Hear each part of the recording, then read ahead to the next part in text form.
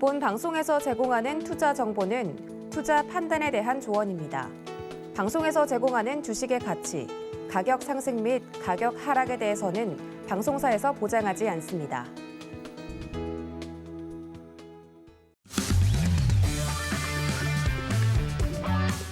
안녕하세요. 해외 시장 소식을 가장 빠르게 만나보는 시간, 해외 선물 신세계 리턴즈의 손자입니다. 네, 간밤새 뉴욕 증시는 FOMC 회의 발표 이후 안도 랠리를 이어갔습니다. 3대 지수 모두 나흘째 동반 사상 최고치를 새로 쓰고 있는데요. 이 황소가 끊임없이 계속 달리고 있습니다.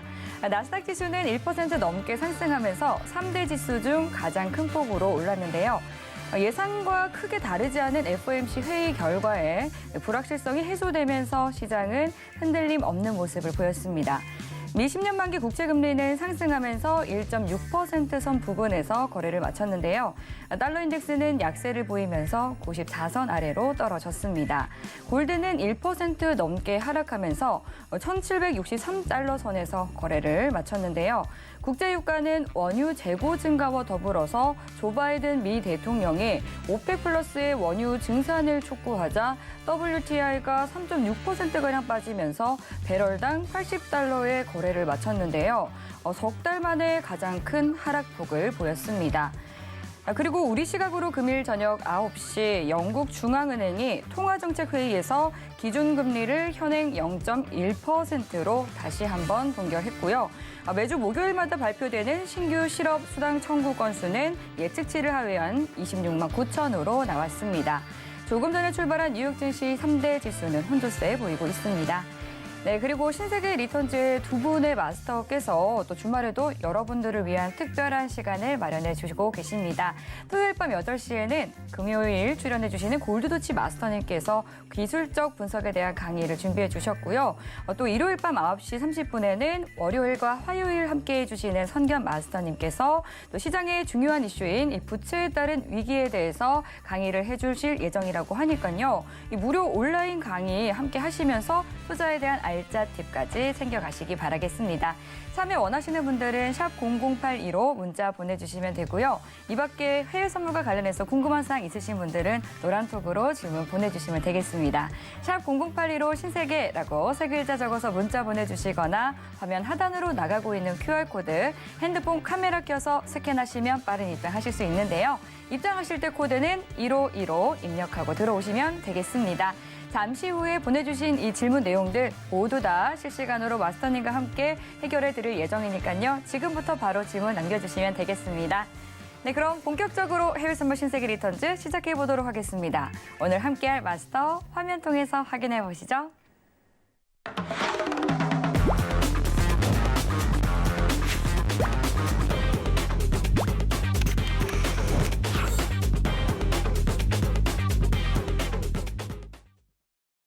네, 수요일에 이어서 목요일도 해왕 마스터님과 함께하겠습니다. 반갑습니다.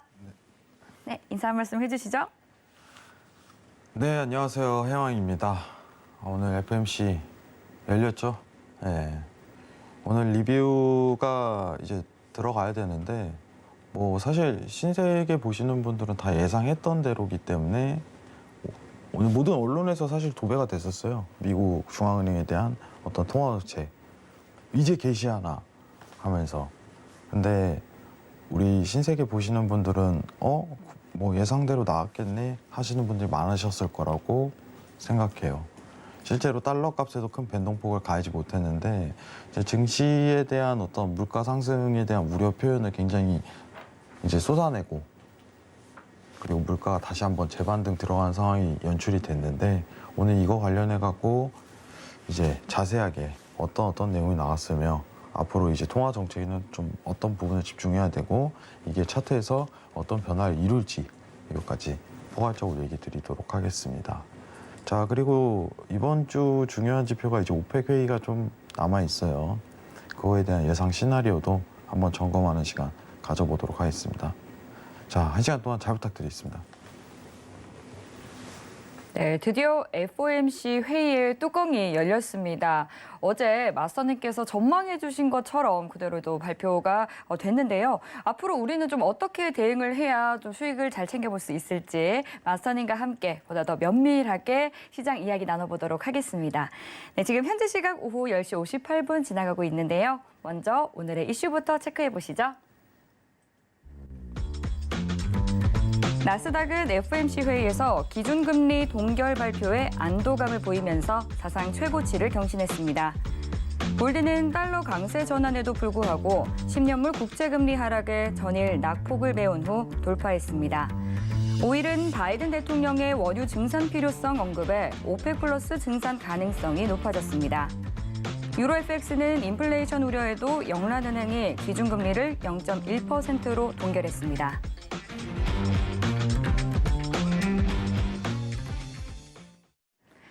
네, 나스닥부터 유로FX까지 오늘의 주요 이슈들 체크해 봤습니다. 그럼 이번에는 나스닥과 관련한 외신 기사 확인해 보겠습니다.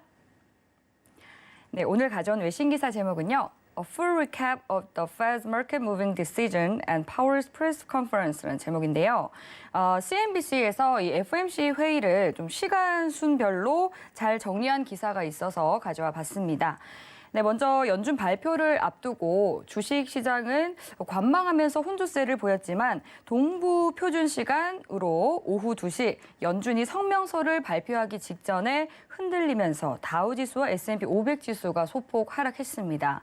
10년 만기 미 국채 수익률은 1.56%대를 기록하면서 상승세를 나타냈는데요. 이어서 연준이 자산 매입 축소 계획을 발표했습니다. 11월과 12월 150억 달러씩 매입 규모를 축소할 것이며 이후에도 유사한 감축 규모를 유지하는 것이 적절해 보인다라고 말했는데요. 하지만 경제 상황에 따라 매입 속도를 조절할 수 있다라고 언급을 했습니다. 연준은 성명서에서 인플레이션에 관해서는 일시적이다라는 단어를 유지했는데요. 이 기준 금리 동결에는 만장일치를 보였습니다. 네, 연준이 이러한 시장 예상에 부합하는 발표를 내놓자 시장이 안정하면서 좀 10년 만기 국채 금리가 1.57%대로 더 오르는 모습을 보였습니다. 투자자들이 연준의 성명서를 통해서 해석에 나서면서 10년물 국채금리가 더욱더 상승해서 1.6%로 올라섰는데요. 이후 JP모건의 전문가는 페드가 금리 인상을 나서기 위해서 2022년 말까지 기다릴 것으로 보인다라고 말했습니다. 이어서 제롬 파월 연준 의장의 기자회견이 시작이 됐죠. S&P 500 지수가 0.1% 상승했고 10년물 국채금리는 1.6%대에서 오갔는데요. 파월은 공급망 정상화 시기가 매우 불확실하다라고 말하면서 물가 상승이 더 오래 높게 유지가 된다면 연준은 우리의 도구를 사용할 것이다라고 말하면서 금리 인상을 시사하기도 했습니다. 또한 최대 고용에 도달하기 위해서는 좀 보아야 할 것들이 아직까지는 남아있다라고 말하면서 아직은 금리 인상에 나설 시기는 아니다라고 선을 그었는데요. 또한 연준의 통화정책 속도가 늦다는 비판에 대해서도 적절하게 잘 조정되고 있다라고 일축했습니다. 그리고 미국의 현재 물가 상승은 이런 노동 공급 부족 때문이 아니라 강한 수요 때문이다라고 말했는데요. 임금 인상 또한 문제가 되지 않을 것으로 봤습니다. 네, 이러한 파월 의장의 기자회견이 계속되자 주가는 오르기 시작했는데요. 3대 지수 모두 0.5%대에서 0.8%대로 상승을 했습니다. 러셀 지수는 거의 2%가량 상승했고 소형주들의 급등이 두드러졌는데요. 이 파월 의장의 기자회견이 1시간 만에 종료가 됐고 지수는 상승한 반면 10년 만기 국채 수익률은 1.6%에 약간 미치지 못하는 수준으로 마무리됐습니다. 라는 내용의 기사였습니다. 네, 이 정말 글로벌 시장의 모든 이목이 집중됐던 FOMC 회의 결과가 발표가 됐죠. 이 부분과 관련해서 보다 자세한 이야기는 추후에 마스터님과 함께 나눠보도록 하고요. 먼저 현재 나스닥 시세 보고 오겠습니다. 네, 나스닥은 0.8% 상승한 16,257포인트 선 지나고 있습니다. 현재 나스닥 구간에서 어떤 대응 전략을 가져가야 할지 팻말 통해서 확인해 보겠습니다. 준비해 주시고요. 들어보겠습니다. 하나, 둘, 셋. 매수 들어주셨네요. 네, 당연히 좀 매수를 봐야 되는 상황이겠죠. 네. 네, 오늘 데일리로 대응하시는 분들은 지금 매도 보면은 오히려 손실 날 가능성이 굉장히 높아질 상황이라고 좀 판단하고 있어요. 네. 뭐 이제 방향성대로 오늘 트레이딩 접하시는 게 굉장히 좋을 것 같은데 일단은 지금 좀 이제 부담스러운 자리가 또 계속적으로 연출되고 있는데 1차적으로 저항이 돌출되는 자리가 16,330까지 열려 있어요. 16,330. 자, 지금 60분 보면서 한번 좀 판단 들어가 보도록 하죠. 자, 지금 차트 보시면은 이제 60분 봉인데 지금 열리는 구간이 상단 고점이 16,330에서 350까지는 열려 있습니다. 지금 상단 인근에 계속 붙어 있는 상황인데 여기까지는 무난하게 올라가겠다. 네, 이렇게 판단하시는 게 좋을 것 같아요. 여기까지는. 좀 추세에 대한 어떤 상승이 받았다는 확신성이 있기 때문에 무난하게 계속적으로 상승 랠리를 보시는 게 나을 것 같고 중요한 거는 이제 물가에 대한 우려 때문에 이러한 현상이 계속 드러났는데 당분간은 이게 지속될 것 같아요. 예. 사실 이제 이번 주 있을 이제 인프라 합의 법안에 대한 어떤 결과치로 반전이 드러날 가능성이 굉장히 높지만은 지금은 회의 결과에 따른 물가 우려 이 부분으로 지속적인 상승을 보는 게 나을 것 같습니다. 자, 데일리 구간에서 한번 이제 포커스를 좀 맞춰 본다면은 잠시만요. 데일리 구간에서 네. 데일리 구간에서 좀 포커스를 한번 맞춰 본다면은 자, 지금 차트를 좀 간단하게 300틱 차트로 조금 보도록 할게요. 300틱 차트로 보게 된다면은 지금 모멘텀이 기준선 지지를 받고 올리는 구간이죠. 지금 이 초록선이 기준선입니다, 여러분들. 그러면 그 다음 스팬 구간에서 한 번 더 받을 가능성이 굉장히 높아요. 그러면은 스팬 하단 구간이 한 번은 들어올 거예요. 어떤 식으로 들어오냐면은 지금 매수를 들이대기보다는 지지에 대한 여부를 좀 측정하고 보시는 게 가장 이상적이에요. 왜 그러냐? 손절 라인이 정해지거든요. 리스크 관리가 되기 때문에. 자, 그러면은 화면값상 어떤 식으로 구조가 나오냐면 지금 상승 돌파 추가로 나와도 됩니다. 어차피 한 번은 뚝 떨어져요. 한 번은. 그리고 재반등을 유도해야 돼요. 지금 상황에서. 그러면은 우리가 흔히 보는 보조지표에서 CCI라든가 RSI, 과매도 구간이 한번 들어오게 됩니다. 이때 매수 봐야 돼요. 아시겠죠? 근데 지금 가장 그 자리가 이상적으로 나오는 구간대가 이제 1차 지지가 16,235포인트. 예, 얼마 안 남았어요. 이 구간 그리고 밑구간. 이 지지 두 개에 대한 여부 자체를 측정하고 대응하셔야 돼요. 아시겠죠? 이 부분만 오늘 측정하시고 이제 고점에 대한 돌파 그리고 일목에 대한 계속적인 상승세 유지력을 보면서 수익을 내실 가능성이 높다. 예, 수익을 낼 가능성이 높다. 이렇게 좀 판단하고 있습니다. 자, 그래도 지금 아직 330포인트라고 하면 좀 많이 남아있기 때문에 추세적으로 계속 상승세 이어갈 수 있을 가능성은 굉장히 높다고 판단하고 있습니다. 예, 매도는 위험하네요. 확실하게. 방향대로 가는 게 좀 정석적인 태도인 것 같아요. 아무리 올라갔어도. 아시겠죠? 자, FMC 리뷰를 한번 보도록 할게요. 짤막하게. 네. 화면 전환 좀 하도록 하겠습니다. 네. FOMC 어제 저희가 좀 예상했던 대로 뭐 나왔던 것 같거든요. 뭐 사실 이제 별다른 이슈는 네, 없었던 것 같아요. 예상 시나리오가 뭐 이번 달 바로 시작하겠다. 네. 공식화랑 이제 기준금리에 대해서 인상에 대해서는 안 할 것이다 말을. 파월이 그렇게 서두를 필요가 없어요. 뭐 이제 테이퍼링이라는 시나리오가 8개월 동안, 7개월 동안 잡혀 있는데 네. 굳이 지금 나와서 기준금리를 꺼낼 필요가 없는 거죠. 그렇죠. 예. 근데 사실 시장에 대한 우려는 기준금리에 대한 시점 예상이지만 오히려 파월은 그거에 대해서 언급을 굉장히 피했었죠. 예. 여태까지 했던 그 태도가 일관되게 나왔다. 네. 예. 그리고 예상된 시나리오였다. 이 부분만 좀 평가하시는 게 좋을 것 같아요. 네. 너무 과한 평가는 안 하시는 걸 저는 추천드립니다. 왜냐? 시장에 대한 큰 반영 여부를 일으킬 만한 요소는 나오지 않았다. 이거니까. 자, 그럼 오늘 회의 내용에서 결정된 거는 뭐냐면은 이번 달부터 시행될 예정이며 1,200억 달러씩 지금 중앙은행이 채권을 사고 있죠. 국채랑 이제 부동산, MBS 채권 이렇게 골고루 좀 사고 있습니다. 그러면은 이번 달부터 이제 150억 줄이고 테이퍼링이라는 건 뭐라고 했어요? 매달 이제 150억씩 줄이는 시나리오죠. 그러다가 이제 더 이상 중앙은행이 안 사는 거예요. 안 사는 거 상황이. 이게 테이퍼링입니다. 자, 근데 지금 조금 급하게 나온 게 뭐 때문이라고 얘기했어요? 물가 때문이다.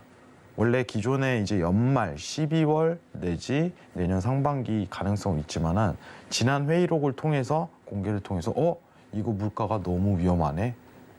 그리고 문구도 굉장히 많이 바뀌었죠. 예, 물가 안정적이야. 뭐 그렇게 우려스럽지 않아. 라는 문구가 삭제됐었어요. 그리고 이번에 예상 시나리오가 11월에 그냥 바로 공식화하면서 시작할 거다. 이거였습니다. 근데 시장에서 좀 집중하던 내용은 사실 이제 테이퍼링이 아니죠. 사실상. 그렇죠. 예. 사실 금리 인상이었죠. 왜냐하면 테이퍼링을 하면은 그 다음 단계는 뭐예요? 금리 인상입니다. 테이퍼링, 왜냐하면 긴축에 대한 과정이기 때문에. 그럼 이번 공식화를 통해서 금리 인상 시점에 대해서 좀 예상할 수 있지 않을까? 또 왜냐하면 물가 너무 급등하니까 이거 테이퍼링하고 바로 금리 인상하지 않을까? 라는 예상 시나리오가 있잖아요. 그죠? 그럼 생각보다 엄청 빠른 긴축 속도기 때문에 시장이 좀 놀랄 수도 있죠. 근데 다만 기간이 테이퍼링이 7, 8개월이라는 공백기가 있는데 굳이 지금 나와서 급하게 기준금리 인상을 하겠다? 기준금리에 대해서 생각하고 있다? 이런 발언을 꺼낼 가능성이 굉장히 낮다고 판단했습니다. 시장에서 기대하는 거는 빠른 금리 인상이 이루어지지 않을까라는 건데 이게 그냥 해소가 되어버렸어요. 크게 의미가 없다는 거죠. 결국은 뭐냐? 어제 전일 FOMC 회의는 시장에 큰 변동 요인을 일으킬 만한 어떤 이슈거리를 제공하지 못했다. 그리고 이렇게 물어볼 수 있어요. 회왕님, 테이퍼링을 공식화하는 것 자체가 시장에 큰 변동 요인이 아닐까요? 그죠? 근데 이미 다 알고 있는 내용은 의미가 없다고 얘기를 했습니다. 이미 다 알고 있는 내용. 그렇기 때문에 사실 저도 오늘 들어오면서 사실 이제 얘기를 앵커님하고 이제 피디님하고 얘기를 하면서 이 얘기를 했어요. 오늘이 FOMC에 대한 리뷰긴 하지만 이건 너무 이제 할 얘기가 없다. 사실 따분하다. 왜냐하면 저희가 11월에 공식화한다고 2개월, 3개월 전부터 얘기를 했었고 이미 그때부터 이미 계속 시장 반영이 들어가고 있던 과정 중이었기 때문에 이제 공개됐다고 해갖고 크게 뭐 바뀔 건 없습니다. 그죠? 시청자분들도 이해하실 거라고 생각을 해요. 근데 이제 앞으로에 대한 숙제는 남아있죠. 사실. 어떤 숙제죠? 이제 계속적인 물가 테이퍼링 기간 동안 물가에 대한 상승 압력을 저지하지 못한다면은 네. 바로 기준금리 인상을 때려버리는 그런 행보를 이어갈 수도 있다는 거죠. 네. 그게 제일- 약간의 좀 가능성을 흘렸죠. 그죠. 앞으로에 대한 어떤 그냥 이렇게 될 수 있고 저렇게 될 수도 있잖아. 네. 경제가 어떻게 될지 몰라 이거예요. 네, 맞아요. 근데 물가에 대한 압력이 낮아진다면 굳이 기준금리 인상을 빨리 할 필요 없죠. 테이퍼링이 종료하더라도 한 3개월 내지 6개월 정도 쉬었다가 금리 인상을 해도 되는 건데 네. 만약에 그 과정 내에서도 물가에 대한 압력을 제대로 하방 압력을 가하지 못한다면은 네. 이거는 뭐 답 없죠. 테이퍼링 딱 끝나자마자 그냥 바로 기준금리 인상 네. 이렇게 갈 가능성이 있다는 거예요. 근데 제가 하나 궁금했던 거는 11월, 12월에는 뭐 150억 달러씩 축소할 거다라고 명확하게 얘기를 했지만 그 이후에 대해서는 좀 명확하게 얘기는 하지는 않았거든요. 굉장히 중요한 요인입니다. 네, 그 부분이 좀 궁금하더라고요. 그러니까 이제 여지죠. 네. 시장에 대한 여지를 남기는 거죠. 왜냐면은 FOMC도 확신이 없는 거예요. 시장이 갑작스럽게 이제 우려가 돼갖고 다시 돈을 풀 수 있는 상황이 있잖아요. 네. 쉽게 얘기하면은 지금 ECB가 채권 매입에 대한 속도 조절을 하고 있죠. 이거는 축소에 대한 조절을 할 수 있다는 거예요. 이게 지금 당장은 예상은 7, 8개월이지만 이게 1년이 될 수 있는 거야.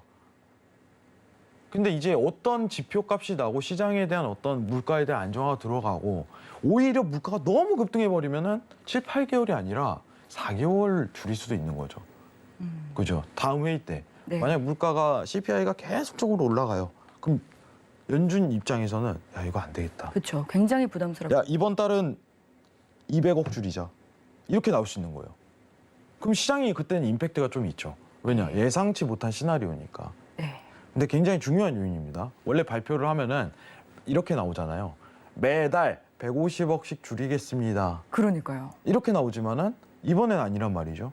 150억이 아니라 이번 달은 일단 150억만 줄일게. 11월과 12월만. 그리고 얘기 안 해요. 뭐지? 그러니까 이게 뭐냐면 물가를 좀 판단하겠다 이거예요. 네. 만약에 물가가 이제 연준의 행보가 예상이 나올 수 있는 게 물가가 계속 올라요. 그럼 갑작스럽게 우리 안 될 것 같아. 우리 이번 달은 그냥 250억 줄이자. 좀 빠르게 하자. 이렇게 가는 거죠, 시나리오가. 그러면 시장은 좀 놀라겠죠. 생각보다 빠른 긴축? 출구 전략? 기준금리 인상도 빨라지겠네? 이렇게 갈 수 있다는 거죠. 연준은 앞으로 이제 고용과 이제 물가를 확인을 하면서 이러한 부분을 판단하겠다라는 여지만 남겨둔 상태예요. 상황이. 네. 유일한 좀 어떤 상황은 앵커님이 얘기하셨던 것처럼 이번 달만 결정을 하는. 근데 계속 하긴 하겠죠. 네. 이거는 야 갑자기 우리는 안 할게 다음 달은 이러진 않아요. 다만 이 양을 조절한다는 거죠. 이 양으로 어떤 시장에 대한 경제 상황 컨트롤링을 좀 들어가겠다 이 취지겠죠. 근데 시장에 대한 예상 시나리오는 뭐 어쨌든 한 달 매월 150억씩 줄이는 시나리오. 지금 이 기준치만 잡고 있으면 돼요. 아시겠죠? 그리고 큰 변동 요인도 없습니다. 네. 근데 파월 의장이나 또 연준이 굉장히 좀 고심을 많이 하고 신경을 많이 썼다고 느꼈던 게 그 일시적이라는 단어를 딱 집어 넣었더라고요. 시장이 그 부분을 유심히 살펴보는 것을 알고 일시적이라는 단어를 빼놓지 않고 넣어놨더라고요. 사실 겁먹죠, 미국 입장에서도. 네. 중앙은행에서. 왜냐하면 역대 최고 물가치를 상승률 계속 기록하고 있기 때문에 시장을 좀 달랠 필요성이 저는 없지 않아 굉장히 크다고 생각을 해요. 지금 사실 일시적이라는 어떤 근거가 크게는 없어요. 그러니까요. 현실적으로 크게는 없어요. 그러지만 시장을 좀 달랠 필요성은 있는 거죠. 파월 입장에서 시장 달래기 좀 들어가는 거죠. 물가는 일시적이야. 파월 의견이 정답은 아니잖아요. 경제를 바꿀 수는 없는 거예요. 간접적으로 어떤 컨트롤링만 들어가는 거지. 근데 중요한 거는 물가에 대한 우려를 굉장히 하고 있는 건 사실인 거고, 네. 뭐 앞으로 물가가 급등을 한다면은 매입에 대한 채권 매입 축소에 대한 속도를 대폭 강화할 수도 있는 거고, 그러면은 출구 전략도 좀 더 빠르게 다가오는 거고, 이렇게 판단하시는 게 좋습니다. 어제 내용은 여러분들 간단하게 기억하시면 돼요. 앞으로 미국 FMC 중앙은행이 150억 달러씩 줄인다. 이 기준치만 딱 잡고 있어요. 여기서 플러스냐 마이너스냐 앞으로 나올 내용이 여러분들한테는 어떤 도움이 되실 거예요. 기준치가 이제 잡혔잖아요. 0값으로 150억 달러. 여기서 더해서 이제 매입 축소를 하냐 아니면은 조금 좀 늘어지게 기간을 설정을 해갖고 더 빼버리냐 이 차이겠죠. 네. 이게 시장에 좀 변화를 유도하겠죠. 앞으로. 굉장히 중요한 기준치가 되는 거예요. 네. 근데 그러면은 지금 FOMC 결과를 보고 이제 뭐 그 매수나 매도 포지션을 잡으려고 기다리는 분들도 있으실 거거든요. 이제 그 이후로 예를 들어 뭐 주식 투자라든지 이런 분들은 12월까지는 좀 투자를 해봐도 좋다고 봐도 되나요? 미국 증시 얘기하시는 거죠? 미국 증시도 그렇고 우리나라 증시도 그렇고 우리나라는 제가 전일 얘기했지만은 좀 위험한. 좀 안 좋은 조건이. 오늘 미증시 사상 최고가를 계속 좀 갱신함에도 불구하고 또 지지부진했죠. 코스피는 3천선에서 굉장히 힘든 나날을 유독 보내고. 정말 우리나라만 그러더라고요. 오늘 다른 나라 뭐 일본이나 이런 중국, 아시아 증시도 상승을 좀 크게 보여줬었는데. 코스피는 이제 긴축 속도 때문에 조금 힘들다라는 얘기를 어제 꺼냈는데 그게 네. 어제도 좀 적용이 된 사례예요.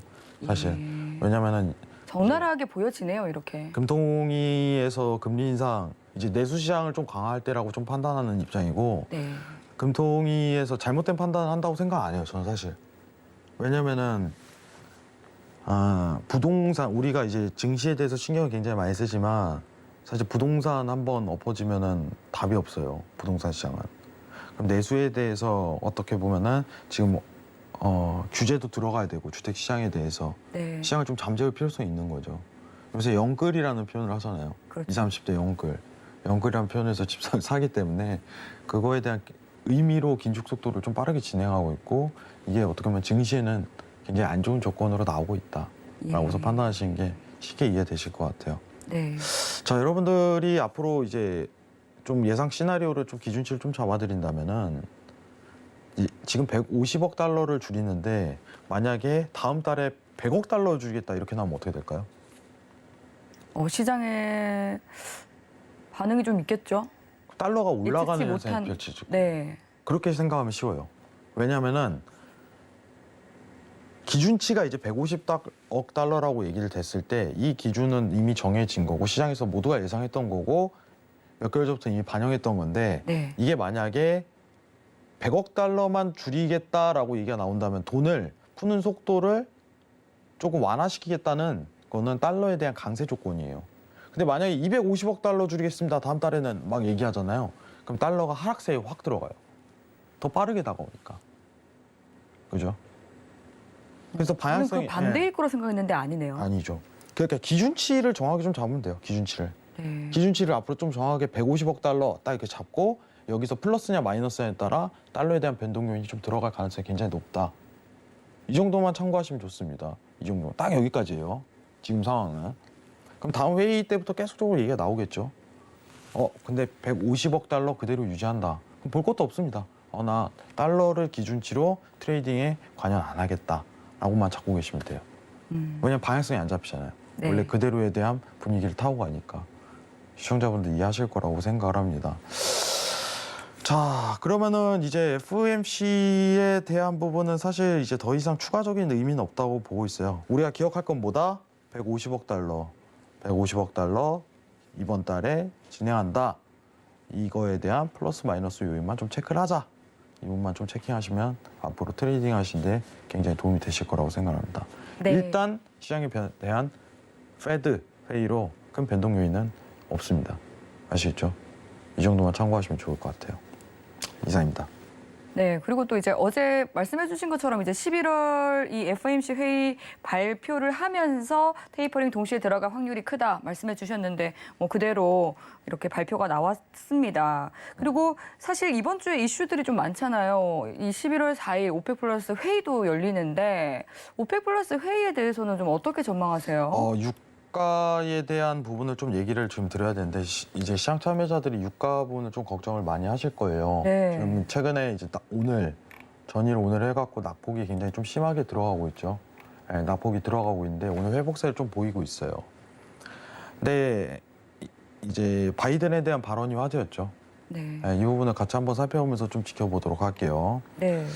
자, 지금 여러분들이 좀 보셔야 되는 내용이 뭐냐면은 좀 집중만 정확하게 한번 유가에 대해서 시황 타이핑을 꽉 잡아봅시다. 자, 유가 오펙 회의 기대치 3개월 만에 최대 하락폭 전이 일어났던 현상이죠.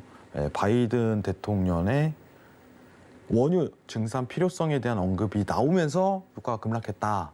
그럼 어떤 발언을 했을까? 이게 과연 미국에 대한 이게 뭐가 중요한 거냐면 바이든 입에서 나왔는데 미국에 대한 공급량을 얘기를 하는 건가 오펙에 대한 공급량을 얘기하는 건가 이거에 따라 달라져요. 그죠? 만약에 미국이라면은 어떻게 보면은 자국 내에서 컨트롤링이 가능한 상황이지만 오펙 내라면은 얘기가 달라지거든요. 또 바이든이 오펙을 터치할 수는 없어요. 네. 왜냐면은 옆 동네에 사는 친구들의 결정 사항인데 어떻게 자신들이 결정을 해요? 네. 그래서 지금까지 계속 여러 차례 얘기해 왔었잖아요. 이 네. 증산 요구에 대해서는. 근데 내용을 한번 보면은 네. 사우디아라비아를 비롯한 원유 생산자들과 러시아 유가 상승의 생산은 보류하는 것은 옳지 않다고 말했습니다. 누구에 대해서 언급했어요? 지금? 사우디아라비아와 러시아죠. 오펙 플러스에 대해서 얘기를 했네요. 우리 셰일에 대해서 얘기를 한 게 아니라 오펙 플러스에 대해서 얘기했어요. 네. 그죠? 그러면은 만약에 셰일에 대해서 언급했다면 이거는 추세에 대한 전환이 들어갈 가능성이 높다고 생각을 하지만 오펙은요 그냥 단기 이슈거리일 뿐이에요. 전일 하락뿐이. 왜냐? 바이든이 이거를 결정하는 게 아니잖아요. 오펙 회의를. 그렇죠. 그죠? 어차피 이게 제일 중요한 거죠. 이들 마음대로 할 테니까. 네. 지난번에 이제 우리가 알아야 될 게 뭐냐면은 지난 회의 때 이 내용이 나왔어요. 지난 회의 때 불과 1개월 전이죠. 네. 증산을 미루는 오펙 러시아. 미국이 모든 수단을 동원해 압박한다고 윽박을 질렀지만 결국 한 건 아무도 없다 이거예요. 네. 그럼 뭐 했는데 한번 판단을 해보세요. 이게 한 달 전 기사입니다, 여러분들. 한 달 전 기사. 뭐 했어요? 아무것도 못해요. 못하는 게 현실이에요, 미국은. 지금 상황에서.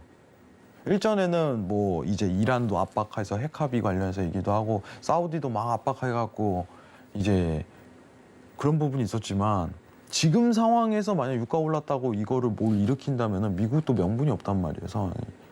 무슨 행동을 할지 못해요.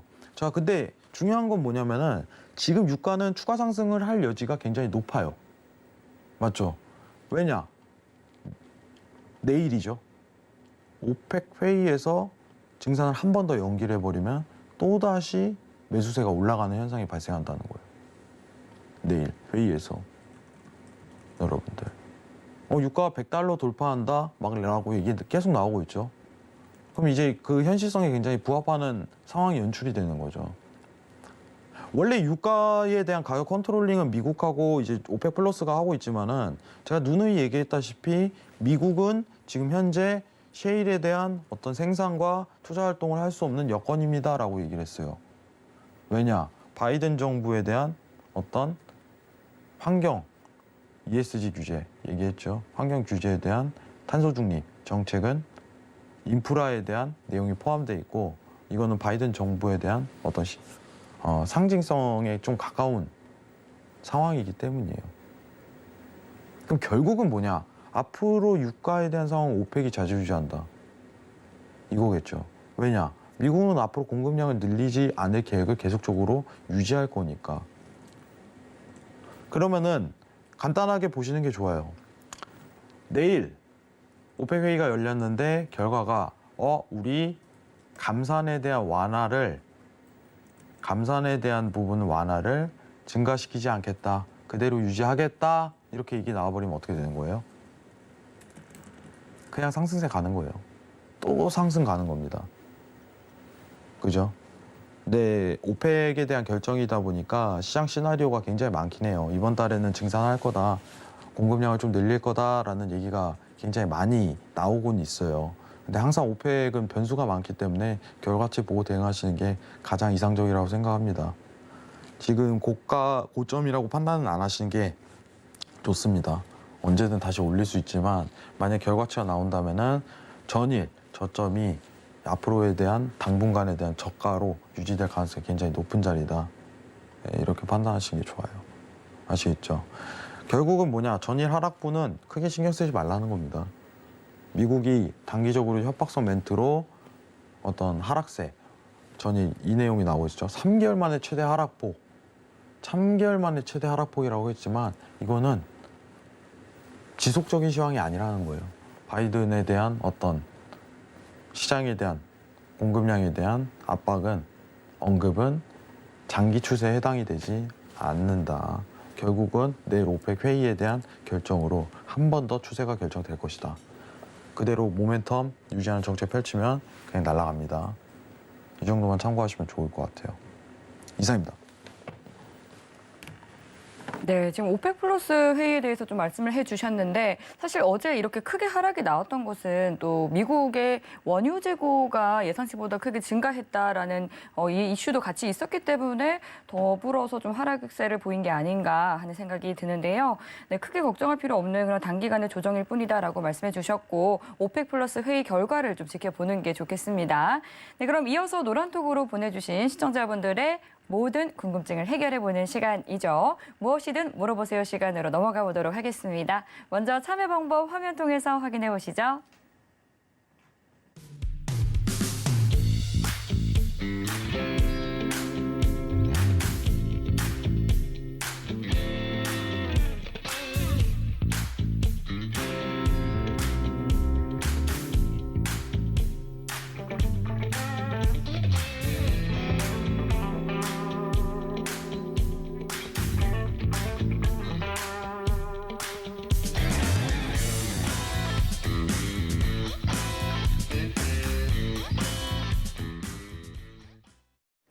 네, 먼저 첫 번째 질문부터 바로 만나보도록 하겠습니다. 조막소님께서 보내주신 질문인데요. 오늘 제롬 파월 연준 의장이 테이퍼링 구체적인 일정과 기간 그리고 규모를 언급했는데 달러 인덱스 방향은 상방으로 봐야 하겠죠? 이렇게 질문 주셨거든요. 이제 발표가 나왔는데 저는 사실 지금 달러 가지고 트레이딩하는 거는 좀 어떻게 보면은 그렇게 선호하는 편은 아니라고 일단은 좀 전제 조건을 깔아드리지만은 네. 이제 시작을 할 거 아니에요, 11월에. 그때까지만 딱 상방 보세요. 보실 거면. 짧게. 네. 오히려 막 이제 테이퍼링 이제 개시합니다 했는데 계속 상방 보지 마시고 네. 딱 발표하면 그냥 그때는 이제는 달러 안 본다. 고점 나왔다라고 판단하시는 게 제일 좋을 것 같아요. 왜냐 시장 반영이 이제 결과가 나온 거니까 개시를 하면은 오히려 반대 매매가 들어간다고 얘기를 드렸었습니다. 그때까지만 상방 보세요. 아시겠죠? 그때까지만. 지금 기간에 대한 설정하시면 페드웨이를 집중하시고 달러가 지금 올라가고 있습니다. 근데 내일 갑자기 FOMC 우리 이제 오늘부터 시작합니다. 딱 하면 오늘까지만 이런 식으로 아시겠죠? 이렇게 보는 게 제일 편해요. 그때부터 반대 극부적인 트레이딩이 이루어질 가능성이 굉장히 높아요. 참고하시기 바랍니다. 이상입니다. 네, 지금 또 테이퍼링의 이 뚜껑이 좀 열린 만큼 굉장히 좀 짧은 기간을 가지고 지켜보는 게 좋겠다고 말씀해 주셨습니다. 바로 이어서 다음 질문으로 넘어가 볼게요. 박나리님께서 보내주셨어요. 비농업 생산성이 예상치보다 낮다는 것은 임금이 높다는 것이고 임금이 높다는 것은 인플레에 영향을 주면 제 생각에는 달러 가치가 내려야 한다고 생각을 하는데 현재 달러 지수가 엄청 높습니다. 오늘 영국이 금리 동결로 파운드화 급락 영향이 더 강해서 그런 걸까요? 그리고 금값은 엄청 높은데요. 이렇게 궁금한 것들이 좀 많으신 것 같거든요. 하나만 좀 종합을 했으면 좋겠는데 지금 먼저 저도 네, 헷갈리는데 먼저 질문이. 좀 요약해서 네. 네, 여쭤보자면 지금 달러 지수가 매우 높은데 그 이유가 무엇일까요? 네. 달러 지수가 네. 높은데요. 지금 뭐 시장이 이제 테이퍼링이 반영됐기 때문이다라고서 얘기를 하는 게 제일 쉽겠죠. 그냥 테이퍼링이 지금까지 반영된 거예요. 근데 이게 계속 쉽니까? 아니라는 거예요. 그렇죠. 그것만 집중하시면 돼요. 실행 딱 하면 이제는 고점 나온 거다. 왜냐? 과거에 계속 그러한 모멘텀이 발생했으니까. 네. 통화 정책이라는 건. 근데 여러분들이 좀 집중하셔야 될 게 뭐냐면은 자 이제 미국은 이제 테이퍼링에 대해서 이슈가 이제 끝났잖아요. 그죠? 근데 여기서 만약에 유로가 갑자기 테이퍼링 한다고 공식적으로 발표하면 어떻게 될까요? 반대를 생각해 보세요. 이제 미국만 신경 쓸 게 아니라 유로를 내년에 좀 집중해야 될 가능성이 높다고 저는 생각을 해요. 내년에. 올해는 제가 봤을 때 유로 물 건너갔고 네. 상황이 안 좋아요. 그리고 너무 강하니까 돈을 풀겠다는 의지가 유로에는 강하니까. 근데 내년에 만약에 유로존이 우리 이제 테이퍼링을 좀 고민해야 될 것 같은데 라고 딱 얘기를 해버리면은 달러가 좀 내려가겠네요. 달러가 이제는 그때 하락으로 원의 추세가 나오죠. 반대로. 그럼 그때 오히려 유로 매수를 반대로 또 노리는 게 나아요. 그럼 그때는 수익성이 또 커져요. 그럼 굉장히 나이스한 타이밍이죠. 네. 그죠? 굉장히 민첩하게 그죠? 잘 대응을 해야겠네요. 내년에 아마 이슈할 그 트레이딩이 네. 유로에 달려 있지 않을까. 수익을 유로. 챙길 수 있는 또 타이밍이 또 기다리고 있네요. 그때그때. 또 올 거예요. 왜냐면 항상 그래왔어요, 여러분들. 유로라고 가만히 있겠습니까?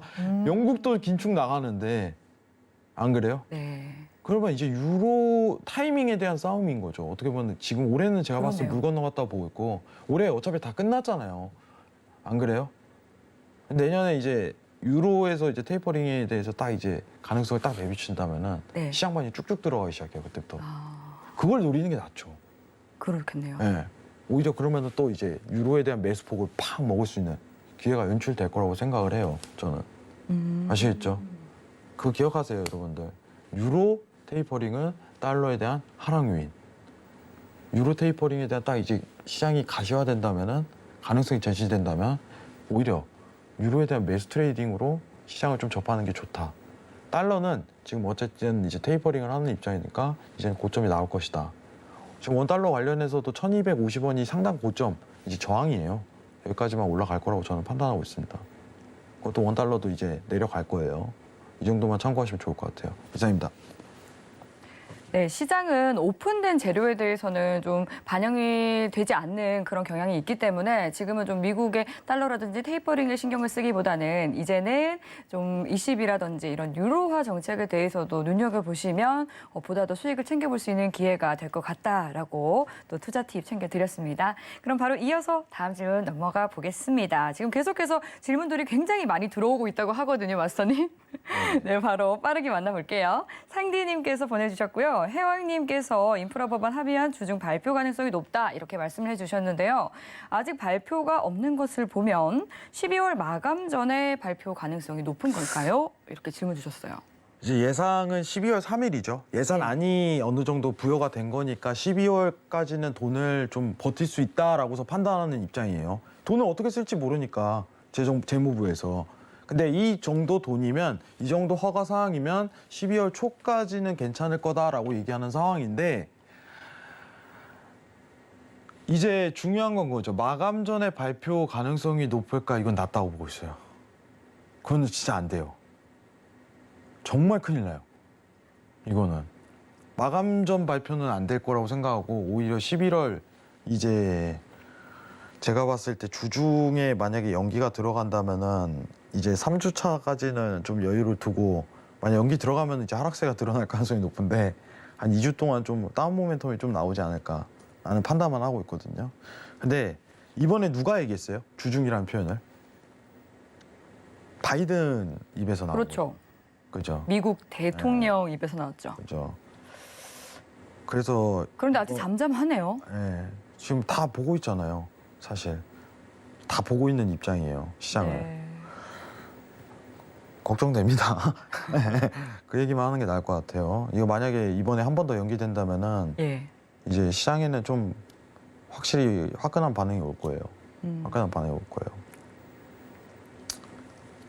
근데 이제 정치적인 이슈라 제가 확신은 못 한다고 얘기 드리는 거예요. 네. 사실 정치적인 이슈잖아요. 그죠. 이게. 사람이 하는 일이다 보니까 그렇게 예측하기가 어렵죠. 그분들의 마음속에 들어가다 나올 수도 없고. 사실 통화 정책은 예상하기 굉장히 쉬운데 네. 이 정치적인 합의 관련해서는 워낙 불발 가능성하고 갑작스럽게 합의해버리고 이런 돌출 행동이 많기 때문에 네. 이거에 대한 어떤 주중 합의 가능성을 전 시사하는 자리는 제가 이제 시청자분들에게 오히려 혼란을 일으킬 수 있다고 생각을 해요. 네. 예. 그렇기 때문에 만약에 저는 12월 직전 합의보다는 최대 이제 어떤 기간 모멘텀이 열리는 게 11월 말이라고 보고 있어요. 11월 마지막 주. 그때까지 합의 안 하면 힘들어요. 예, 그때까지는. 근데 만약에 한 번 더 연기를 한다면 시장에 대한 2주 정도에 대한 낙폭은 나올 가능성이 굉장히 높다. 이 정도만 판단하고 있습니다. 이상입니다. 네, 이어서 또 바로 질문 만나보겠습니다. 질문이 지금 많이 밀려오고 있기 때문에 빠르게 만나볼게요. 지병수님께서 보내주셨고요. 해왕마스터님, 내일 고용지표가 발표가 되는데요. 시장에 영향이 있을까요? 이렇게 질문 주셨거든요. 사실 이 부분은 얘기를 드리고 싶어요. 왜냐하면 고용지표는 항상 중요한 지표예요. 여러분들 비농업 고용지수 발표 있으면 트레이딩 못 하실 거예요. 무서워서. 야, 이거 변동성이 크죠. 왜냐면은 차트가요 어떻게 가냐면은 네. 이렇게 갔다가 갑자기 이렇게 갔다가 다시 이렇게 가. 오. 쉽게 표현하면 근데 못 버틴다는 무섭네요. 거죠. 네. 근데 최근에 고용지표가 이슈가 됐던 이유에 대해서 한번 점검을 해봅시다. 네. 고용지표가 이슈가 됐던 건 이제 출구 전략에 대한 속도랑 연관이 있었던 거죠. 왜냐면 파월 입에서 직접 나온 멘트니까. 근데 고용지표가 사실 엄청난 회복세를 보이지 않았음에도 불구하고 빠르게 좀 진행하는 건 뭐일까요? 여러분들? 그래도 테이퍼링 바로 시작하잖아요. 11월 우리 바로 시작할게. 물가 때문에 그런 거잖아요. 그죠? 저는 그렇게 생각을 해요. 다음 주 CPI가 오히려 좀 더 대단하지 않을까. 물가가 좋지 않은 상황이 연출됐음에도 불구하고 결국 테이퍼링을 했죠. 이게 팩트죠. 맞죠? 그러면 지금 질문하신 어떤 고용지표는 고용지표에 대한 어떤 높은 값과 낮은 값으로 시장에 대한 방향성을 측정할 수 있을까요? 이거겠죠. 그렇지 않을까요? 저는 그렇게 생각하는데 지병수님 맞으시죠?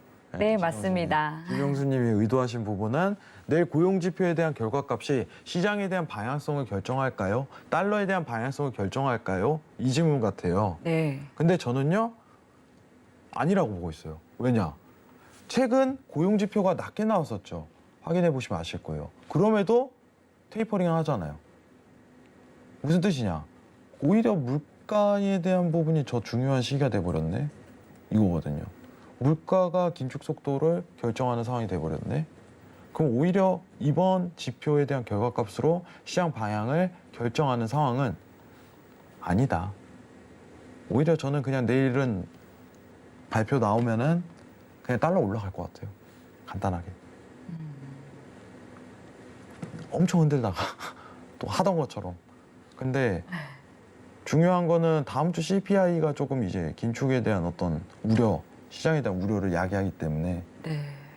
오히려 그때가 더 화제이지 않을까. 다음 주 소비자 물가지수 발표 있죠? 그렇죠. 다음 주 캘린더 항상 체크하시기 바랍니다. 미국 소비자 물가지수 CPI 발표입니다. 오히려 다음 주 지표가 더 중요한 날이라고 생각을 합니다. 이상입니다. 네, 계속해서 정말 긴장의 끈을 놓을 수 없는 이런 여러 이벤트들이 있는 것 같습니다. 다음 주 CPI 발표까지 저희가 또 챙겨드리도록 하겠습니다. 네, 다음으로 질문 하나 더 만나보도록 할게요. 마시자님께서 유가는 달러가 약할 때 더 올라가잖아요. 만약 오펙이 현행 기조를 유지하고 테이퍼링이 실시되면서 달러 고점이 지나가면 유가는 더더욱 날아가게 되는 걸까요? 이렇게 질문 좀 넣어주세요. 사실 이제 유가 때문에 물가가 올라간다라는 얘기는 많이 있어요. 사실. 근데 물가라는 거는 CPI라는 건 통합 물가잖아요. 네. 유가에 대한 부분이 영향을 받긴 하지만 전체에 대한 그거를 얘기하는 건 아니거든요. 재화에 대해서. 테이퍼링을 실시 후 달러 고점이 지나가면 유가는 더욱 날까요? 사실 이제 테이퍼링과 달러를 좀 연동하기보다는 오펙에 대한 어떤 공급량에 대한 부분을 좀 더 집중하시는 게 좋다. 이 부분이 좀 더 맞을 것 같아요, 마시자님. 오펙에 대한, 왜냐면은 시장을 결정하는 요인이 오펙한테 다 달려 있어요, 지금.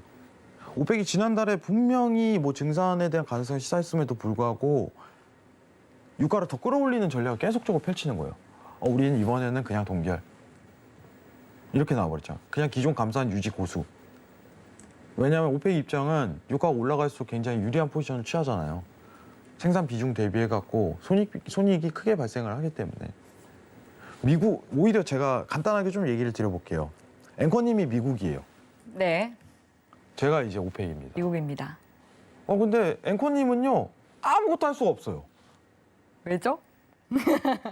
아니, 그냥 환경 규제라는 거를 염두하고 네. 대중들한테 다 얘기를 했거든요. 그렇죠. 아무것도 못해요. 제가 다 결정하는 거예요, 그러면. 그러니까요. 네. 거의 자기 발을 자기가 묶은 셈이 돼버렸네요. 그러면 그렇죠. 여기 어떻게 할 수가 없어요.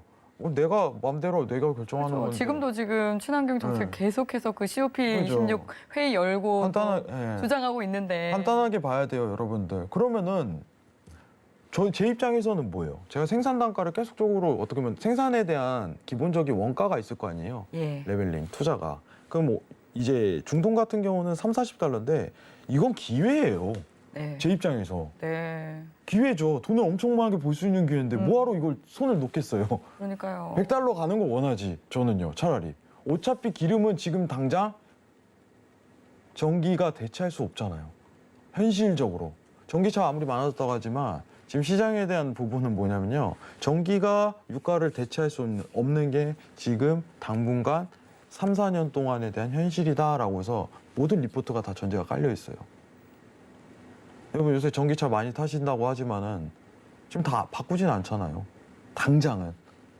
지금 차 사시는 분들도 휘발유차 많이 사요. 아직도. 그죠? 여러분들.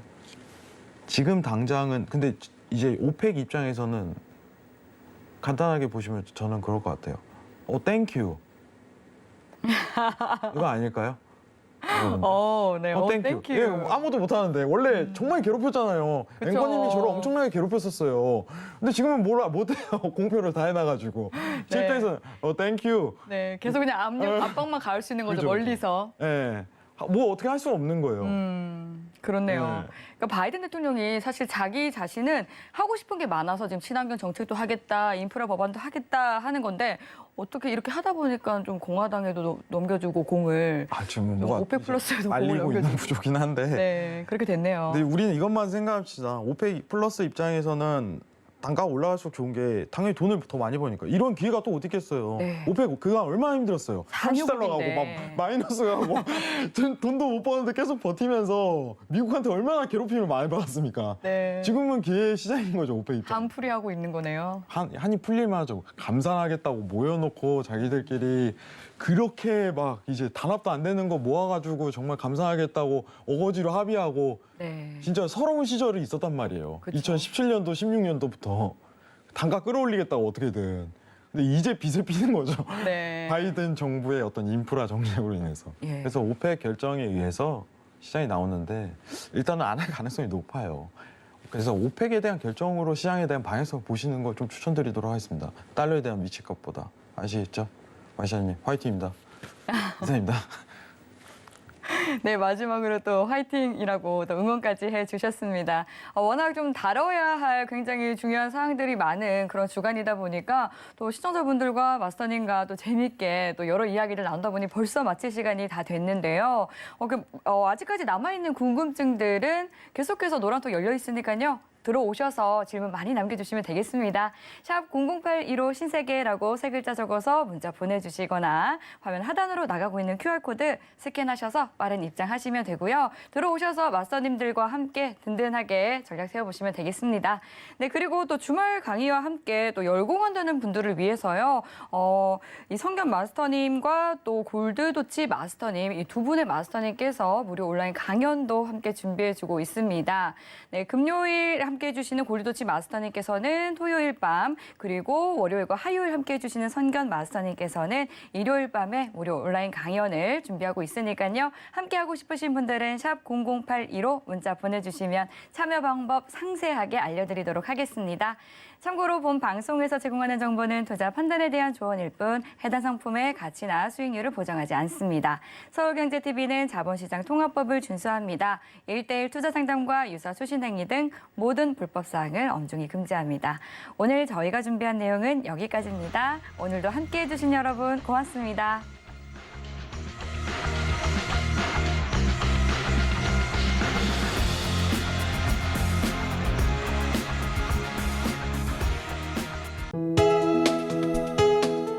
본 방송에서 제공하는 투자 정보는 투자 판단에 대한 조언입니다. 방송에서 제공하는 주식의 가치, 가격 상승 및 가격 하락에 대해서는 방송사에서 보장하지 않습니다.